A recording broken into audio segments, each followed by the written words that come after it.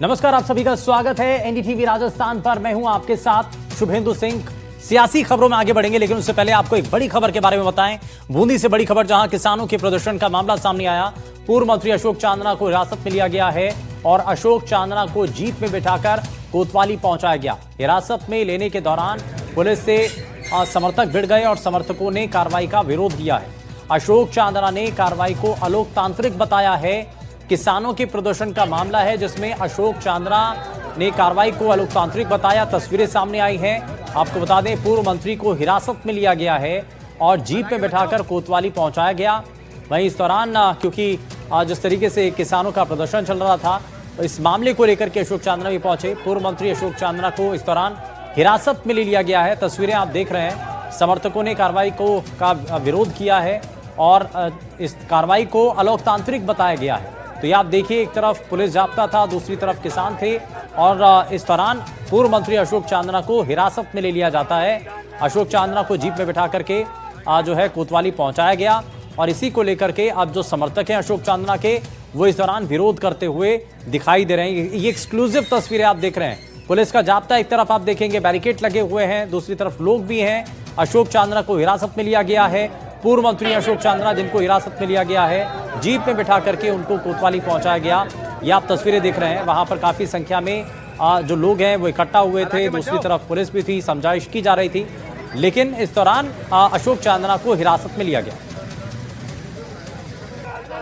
हम विधानसभा का घेराव करेंगे, विधानसभा का घेराव करेंगे। चलो चलो, यहाँ की लड़ाई खत्म। हम विधानसभा का घेराव करेंगे, विधानसभा का घेराव करेंगे।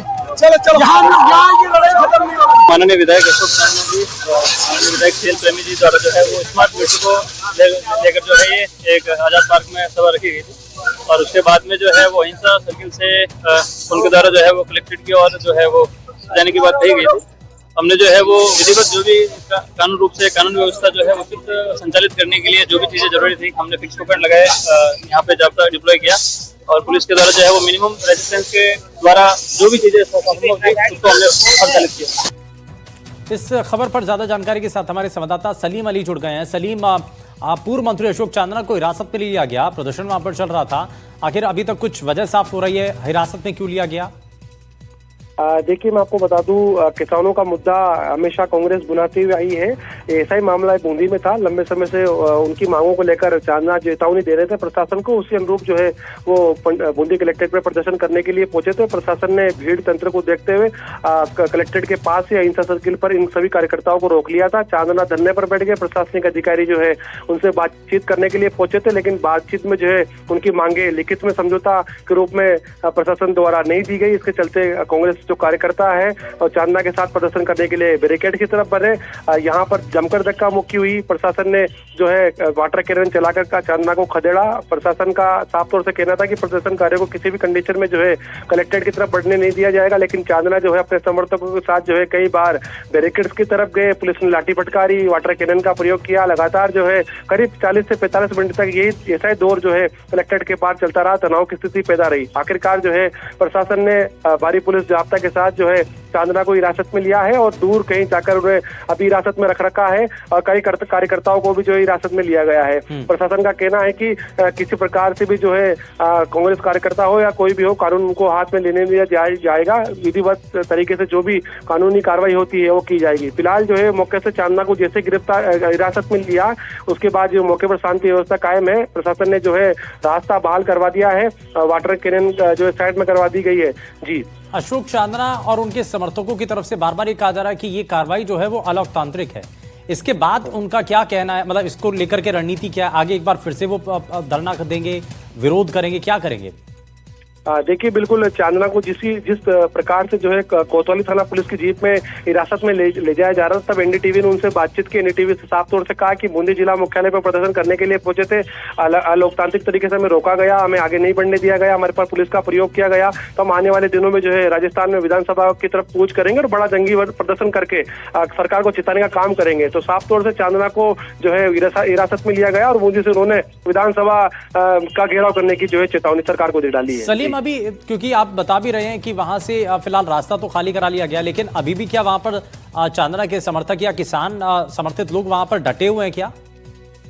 देखिए, बिल्कुल अभी वर्तमान में चांदना समर्थक जो है डटे हुए हैं, क्योंकि उनके नेता को जो है हिरासत में लिया गया है। प्रशासन कहां पर लेकर गया, क्योंकि कोतवाली थाना पुलिस की जीप थी, तो कोतवाली थाना परिसर के आसपास भी चांदना समर्थक जो है एकत्रित हो रहे हैं, लेकिन प्रशासन ने जो है वर्तमान में उन्हें कहीं गुप्त जगह पर हिरासत में ले रखा है, ताकि समर्थकों की भीड़ इकट्ठा होकर वहां पर हंगामा ना कर दे।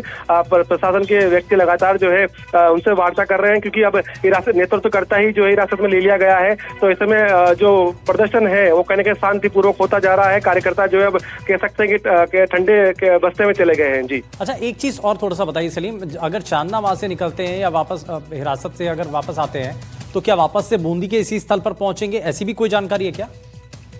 देखिए, पुलिस प्रशासन का साफ तौर से कहना कि जब तक चांदना के समर्थक जो है वहां से खुर्द-बुर्द नहीं हो जाते, वहां से हट नहीं जाते, तब तक जो है मुझे लगता नहीं कि जब तक चांदना को जो है पुलिस जो है हिरासत से बाहर निकाल देगी, या फिर हो सकता है कि प्रशासन वार्ता कर ले, क्योंकि प्रशासन हो सकता है लिखित में उनसे कोई बातचीत कर ले, उसके बाद चांदना खुद अपने समर्थकों के बाहर आकर जो है कह दे कि भाई ये प्रदर्शन शांत हो जाए। हालांकि जो है ये बात जो है कहना जल्दबाजी होगी, लेकिन जो है जब तक चांदना के समर्थक वहां से हट नहीं जाते, लगता नहीं जब तक प्रशासन जो है हिरासत से जो है बाहर छोड़ेगा। जी सलीम, आप हमारे साथ बने रहिए। जरा तस्वीरें भी दिखा रहे हैं आप, देखिए उस वक्त की तस्वीरें हैं जब किसान और जो अशोक चांदना के समर्थक हैं वो बैरिकेड की तरफ आगे बढ़ रहे थे, और इस दौरान पुलिस ने काफी उनको समझाने की कोशिश की और एक वॉल बनाई, वो एक सुरक्षा का घेरा जरूर बनाया ताकि आगे कलेक्ट्रेट की तरफ ना बढ़ पाए।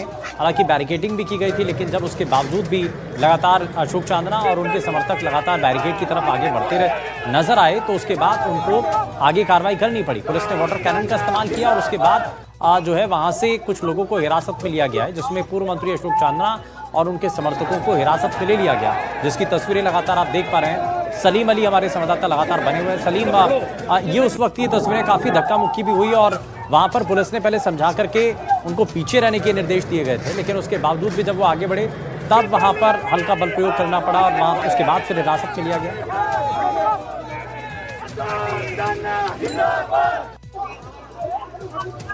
सलीम बताइए। तारीख को उनका जी जी बिल्कुल, चांदना ने जो है पूर्व में ही प्रशासन को इसको लेकर चेतावनी दे दी थी कि वो 13 तारीख को दोपहर में अपने समर्थकों किसानों के साथ जो है प्रदर्शन करेंगे। उसी अनुरूप जो है वो प्रशासन के खिलाफ जो है प्रदर्शन करने के लिए पहुंचे। प्रशासन ने तमाम तैयारियां पूरी कर ली थी। अहिंसा सर्किल से लेकर कलेक्ट्रेट तक जगह जगह बैरिकेड्स लगाकर जवानों को टुकड़ियों में तैनात किया था। जैसे ही वार्ता विफल हुई तो पुलिस ने अपने प्लानिंग के तहत सुरक्षा घेरों को आगे कर दिया। सुरक्षा घेरा जो है 40 मिनट तक चांदना के और चांदना के समर्थक के साथ जो है आपस में टकराव करता रहा, धक्का मुक्की करते रहे। कई बार जो है चांदना समर्थक उग्र भी हुए, कोई चांदना समर्थक जो है बैरिकेड्स पे उन्होंने चढ़ने की कोशिश भी की, तो पुलिस ने लाठी फटकारते हुए उन्हें एक तरफ कर दिया। तो कहने का ये बड़ी कसमकस जो है वहां पर होती रही। 45 मिनट तक जो है चांदना समर्थक पुलिस से धक्का मुक्की करते रहे। आखिरकार चांदना समर्थक कलेक्टर की तरफ बढ़े तो कह सकते हैं कि प्रशासन ने जो वाटर कैनन था उसका प्रयोग किया। पूरा जो है वाटर कैनन कार्यकर्ताओं को खदेड़ने के रूप में काम में लिया ताकि जो है कार्यकर्ता आगे ना बढ़े। एक बार तो जो है प्रदर्शन बीच में थम भी गया था। कार्यकर्ता को हिरासत में लेने के बाद जो चांदना फिर वापस से दोबारा प्रदर्शन करने के लिए पहुंच गए। तो ये कसमकस का दौर लंबे समय तक चलता रहा। तो प्रशासन की पूरी तैयारी थी। प्रशासन ने कलेक्ट्रेट तक चांदना समर्थकों को किसी भी कंडीशन में नहीं पहुंचने दिया। सुरक्षा घेरा था, उन्हें वहीं पर रोक लिया, धक्का मुक्की होती रही। हालांकि इस बीच में कई कार्यकर्ताओं को चोटें भी आई हैं, पुलिस कर्मियों को चोटें भी आई हैं। पुलिस के अधिकारी जो है वीडियोग्राफी, सीसीटीवी फुटेज और जो पुलिस का ड्रोन था उससे जो है कह सकते हैं कि खंगालने की कोशिश कर रहे हैं किसकी जो है धक्का मुक्की से पुलिस कर्मियों को चोटें आई है। जो है हो सकता हो कि शाम तक जो है प्रशासन ऐसे कार्यकर्ताओं के खिलाफ जो है नामजद रिपोर्ट भी दर्ज कर। ये बड़ा महत्वपूर्ण है। खैर, बहुत शुक्रिया सलीम इस पर जानकारी देने के लिए। और अब खबरों में आगे बढ़ते हैं। अयोध्या के राम मंदिर में चढ़ावे में कथित अनियमितताओं और जांच की चर्चा के बीच अब राजस्थान के नागौर से भी चौंकाने वाला मामला सामने आया, जहां आस्था के बड़े केंद्र बुटाटी धाम में करोड़ों रुपए के चढ़ावे और मंदिर की संपत्तियों में गड़बड़ी के आरोप लग रहे हैं। सोने चांदी का रिकॉर्ड गायब बताया जा रहा है। भोजनालय में भोजनशाला के अंदर लाखों रुपए का फर्जी खर्च दिखाने का आरोप भी है। और सबसे बड़ा सवाल, क्या श्रद्धालुओं की आस्था से मिले धन में भी खेल हो रहा है? जरा एक रिपोर्ट आपको दिखाते हैं।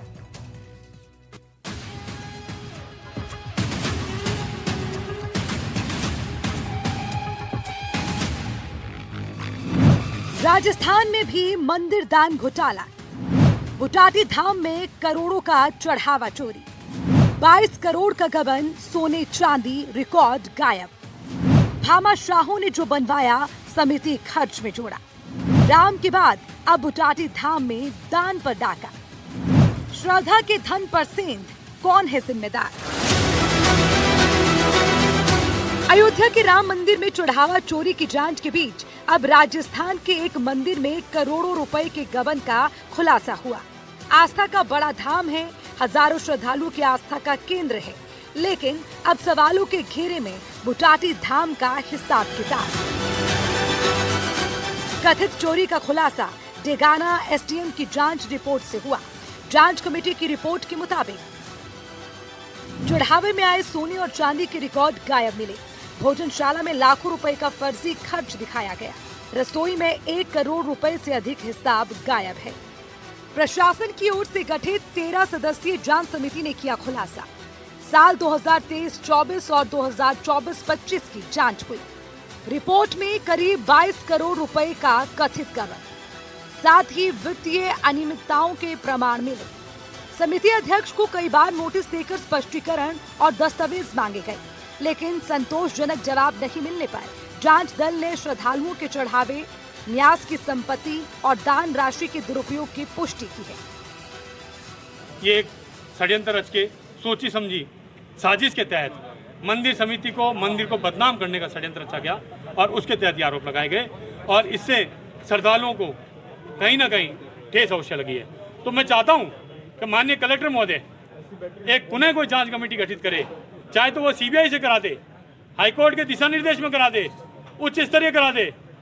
और मैं माननीय कलेक्टर साहब के साथ साथ में माननीय मुख्यमंत्री जी से भी चाहूँगा कि वो एक जांच रिपोर्ट वापस मंगवाए, वापस एक जांच कमेटी गठित करे और उससे रिपोर्ट।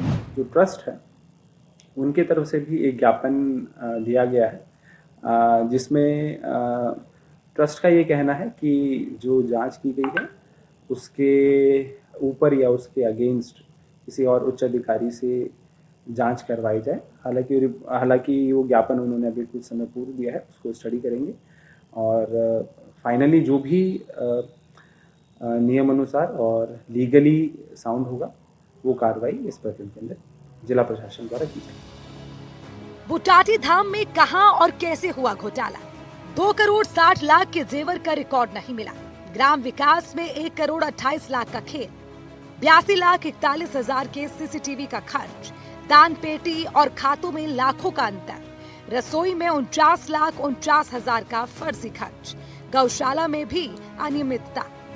जांच के अनुसार 2 करोड़ 60 लाख की सोने चांदी की संपत्ति रिकॉर्ड से गायब। पुरानी समिति के पास 36 किलो चांदी, 250 ग्राम सोना। नई समिति ने कार्यभार ग्रहण करते समय 35.5 किलो चांदी, 280 ग्राम सोना बताया। वर्तमान में 2 करोड़ 60 लाख मूल्य की संपत्ति है, लेकिन लेखा में दर्ज ही नहीं है। ग्राम विकास में 1 करोड़ 28 लाख का खेल हुआ। 2024-25 में ग्राम विकास पर 31,37,000 खर्च दर्शाया। न ठेकेदारों का रिकॉर्ड, न भौतिक प्रमाण। कंप्यूटर, फर्नीचर के नाम पर 97,48,000 बिना बिल के वर्क ऑर्डर के खर्च दिखाए। जांच रिपोर्ट में धाम के आसपास सुरक्षा में लगाए गए सीसीटीवी लगाए जाने में भी घोटाला किया गया। सीसीटीवी कैमरों पर 82,41,000 खर्च किए गए, लेकिन कोई निविदा नहीं मिली। एम जंक्शन सर्विसेज के नाम पर 58.14 लाख का भुगतान दर्ज किया। वाउचर रानाबाई ट्रेडर्स के नाम मिले, इसे भी गड़बड़ी माना। रिपोर्ट में तीसरा बड़ा खुलासा है दान पेटी को लेकर। दान पेटी की आय ऑडिट रिपोर्ट और रोकड़ बही में अलग अलग। 2023-24 और 24-25 की आय में अंतर है। ग्राम सेवा सहकारी बैंक खाते में 3,40,000, ग्रामीण बैंक खाते में 1,75,000 रुपए का अंतर मिला। चौथा बड़ा खुलासा हुआ रसोई खर्च को लेकर। भोजनशाला निर्माण पर 49,49,000 खर्च दिखाए। ग्राउंड फ्लोर का पूरा निर्माण भामाशाह ने कराया था। समिति ने फर्जी बिल लगा मंदिर निधि से राशि निकाल ली। रसोई खर्च 1 साल में 335% बढ़ गए। एसडीएम रिपोर्ट ने एक के बाद एक 6 गबन के खुलासे किए। छठा और बड़ा खुलासा ये है कि धाम में कमेटी ने गौशाला में भी अनियमितता की है। सुलभ कॉम्प्लेक्स से प्राप्त 18,12,000 का किराए का रिकॉर्ड दर्ज नहीं है। गौशाला रखरखाव के नाम पर 17,87,000 खर्च दिखाए गए, जबकि समिति ने राशि मिलने से इनकार किया। सुरक्षा व्यवस्था में 31,33,000 रुपए खर्च दर्शाए गए। एसडीएम ने अपनी रिपोर्ट में सख्त कार्रवाई की अनुशंसा की। अयोध्या के राम मंदिर में चढ़ावे की जांच के बीच नागौर के बोटाटी धाम से सामने आया ये मामला एक बड़ा सवाल छोड़ रहा है। क्या आस्था के नाम पर मिलने वाला चढ़ावा पूरी पारदर्शिता से सुरक्षित है या फिर मंदिरों की वित्तीय व्यवस्था पर और कड़ी निगरानी की जरूरत है? अब सबकी नजर जांच और उसके नतीजों पर टिकी है। नागौर से लोकेश श्रीवास्तव की रिपोर्ट, एनडीटीवी राजस्थान। और इस बीच जयपुर से बड़ी खबर है, जहां सीएम अचल राज शर्मा की उन्होंने समीक्षा बैठक की है और साथ ही प्रदेश की कानून व्यवस्था की समीक्षा सीएम कर रहे हैं। वहीं बैठक में गृह विभाग और पुलिस मुख्यालय के वरिष्ठ अधिकारी भी मौजूद हैं। वीडियो कॉन्फ्रेंसिंग के जरिए अधिकारी जुड़े, सभी जिलों के पुलिस अधीक्षक और आईजीबी इस बैठक में जुड़े हैं और प्रदेश की कानून व्यवस्था, अपराध नियंत्रण, लंबित मामलों की समीक्षा भी की गई। महिला सुरक्षा, साइबर अपराध और पुलिसिंग से जुड़े विभिन्न पहलुओं पर विस्तार से चर्चा हो रही है और सीएम अचल शर्मा अधिकारियों को निर्देश भी दे रहे हैं। कानून व्यवस्था को और भी ज्यादा प्रभावी बनाने पर जोर दिया जा रहा है। अपराधों पर सख्ती से अंकुश लगाने के संबंध में निर्देश मुख्यमंत्री के द्वारा दिए जा रहे हैं।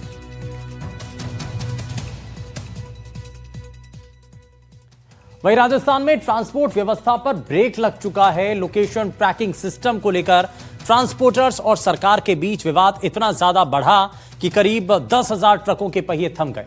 ट्रांसपोर्ट एसोसिएशन ने अनिश्चितकालीन हड़ताल का ऐलान कर दिया है। चक्का जाम से रोजमर्रा की सप्लाई कारोबार पर बड़ा असर पड़ रहा है और इसका अगर इसी तरीके से प्रदर्शन होता रहा तो आगे आने वाले समय में रोजमर्रा की चीजों पर क्या असर होगा, जरा आगे आपको दिखाते हैं।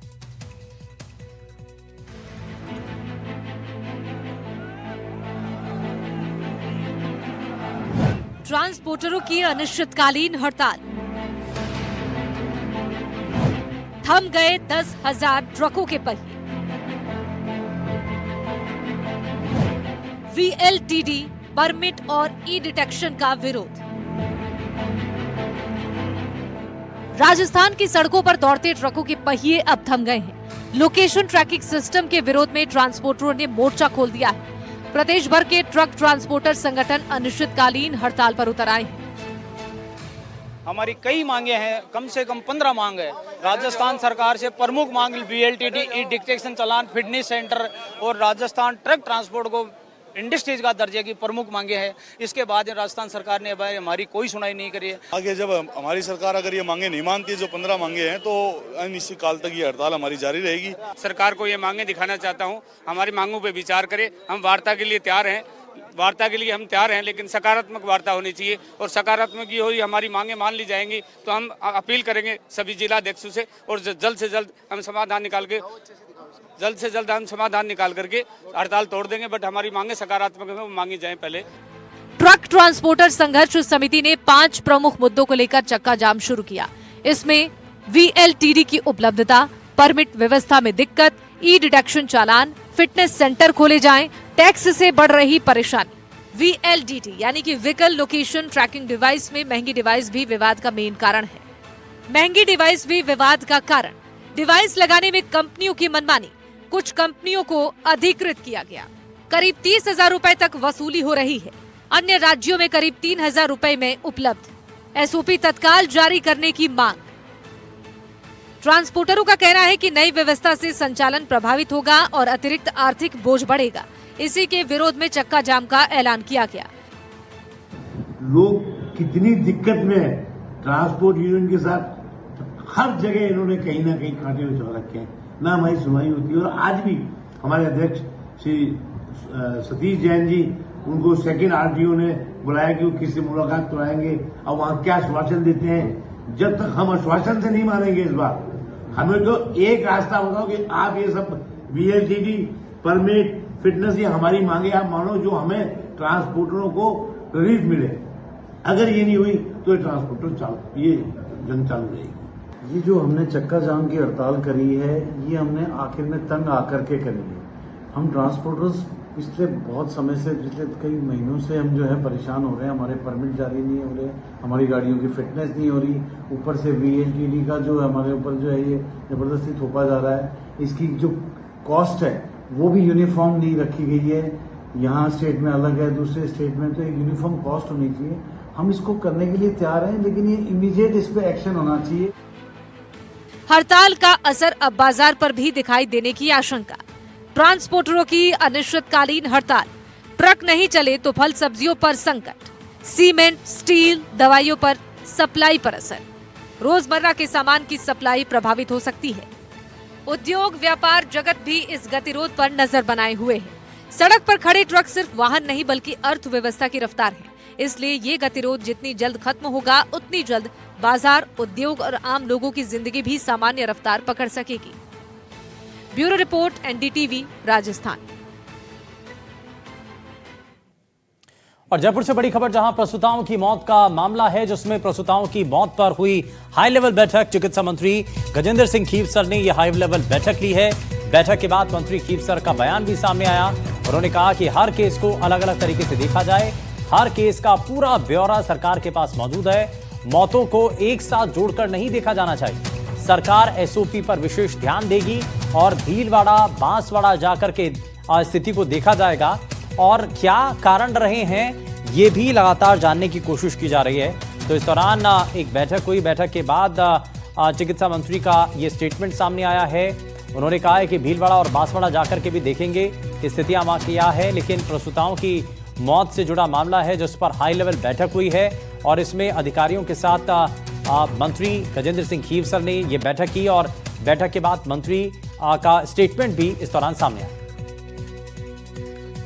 वीरेंद्र हमारे सहयोगी जुड़ गए हैं ज्यादा जानकारी के साथ। वीरेंद्र, बताइए क्या जानकारी मिल रही है? हाई लेवल बैठक हुई है प्रसूताओं की मौत मामले को लेकर के, ये कहा जा रहा है कि सभी को एक साथ, एक तरीके से और एक नजरिए से ना देखा जाए।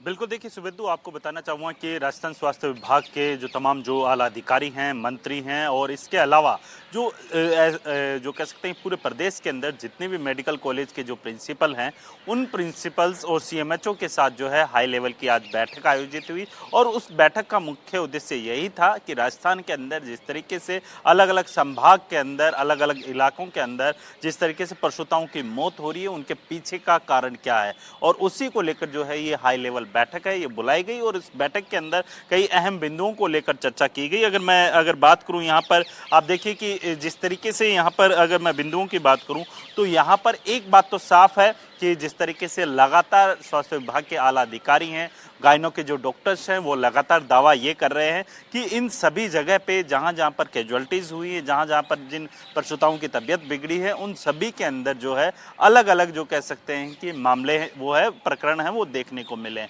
किसी के अंदर भी सिमिलरिटी है वो देखने को नहीं मिली है। दूसरा ये कि बांसवाड़ा और जो भीलवाड़ा इलाका है, आदिवासी इलाका है, तो वहाँ पर खुद चिकित्सा विभाग के जो कह सकते हैं प्रिंसिपल सेक्रेटरी गायत्री राठौड़ हैं, इसके अलावा जो खुद चिकित्सा मंत्री हैं, तमाम जो चिकित्सा विभाग के जो डॉक्टर्स और अधिकारी हैं, वो जो कह सकते हैं कि इस इलाके का दौरा करेंगे और उस दौरे के अंदर जो है क्या कुछ वजह रही, इन वजह का जो कह सकते हैं कि जानकारी है। अच्छा वीरेंद्र, एक चीज, क्योंकि लोगों के मन में एक ही सवाल है कि भाई अगर इतनी सारी घटनाएं होती हैं, इतने लोगों की मौत हो गई, तो उसके पीछे वजह क्या है? अब अगर अलग अलग जगहों पर अलग अलग कारण बताए जा रहे हैं, तो स्पेसिफिक, जैसे अगर कोटा की बात की जाए, जोधपुर की बात की जाए, अलग अलग जगहों पर क्या रीजन रहे हैं, फाइंडिंग्स कई हुई हैं और विशेषज्ञों की टीम भी बुलाई गई जो कि बहुत बारीकी से ऑब्जर्व कर रही थी, तो इसमें अभी तक क्या साफ हो रहा है शुरुआती जांच में?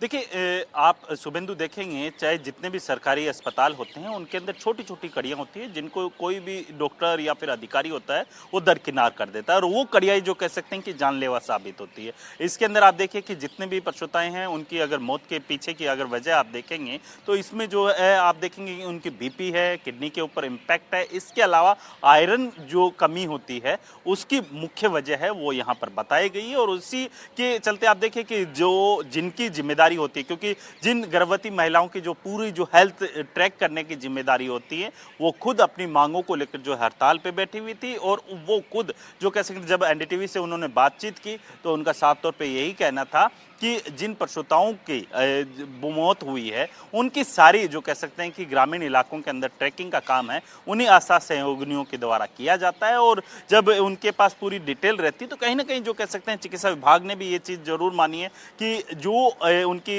हेल्थ जो रिपोर्ट रहती है, उनकी हिस्ट्री रहती है, उसके अंदर कहीं ना कहीं जो कह सकते हैं कि कई ऐसी चीजें देखने को मिली। अच्छा वीरेंद्र, तो क्या ये माना जाए कि एसओपी का जो पालन होना चाहिए, क्या उसमें कहीं गड़बड़ी हुई? देखिए, एसओपी का पालन होना चाहिए, उनमें कहीं ना कहीं खामियां रही हैं जिसकी वजह से ये नतीजे आ रहे हैं। और इसके अलावा आप देखिए कि कई ऐसी जो जिस तरीके से आपने देखा कि कई ऐसी पशुताएं हैं जिन पशुताओं को जो कह सकते हैं कि डेथ हुई है या फिर जिनकी मौत हुई है, तबीयत बिगड़ी है, वो पशुताएं जो है अन्य हॉस्पिटल से रेफर होकर जो है इन अस्पतालों के अंदर भर्ती हुई। और फिर जब उनकी जो कह सकते हैं कैजुअलिटी होती है तो वहाँ पर जो कह सकते हैं बाकायदा जो कह सकते हैं कि पूरी एक हाई लेवल की कमेटी बनाई जाती है और उस कमेटी के द्वारा एक रिपोर्ट तैयार और ये बकायदा पूरा जांच की जाती है कि आखिर इसके पीछे कारण क्या है। बहुत शुक्रिया वीरेंद्र इस पर जानकारी देने के लिए। यार रुक रहे एक छोटे से ब्रेक के लिए, आपका ही मत जाएगा, बने रहिए एनडीटीवी राजस्थान के साथ। नमस्कार।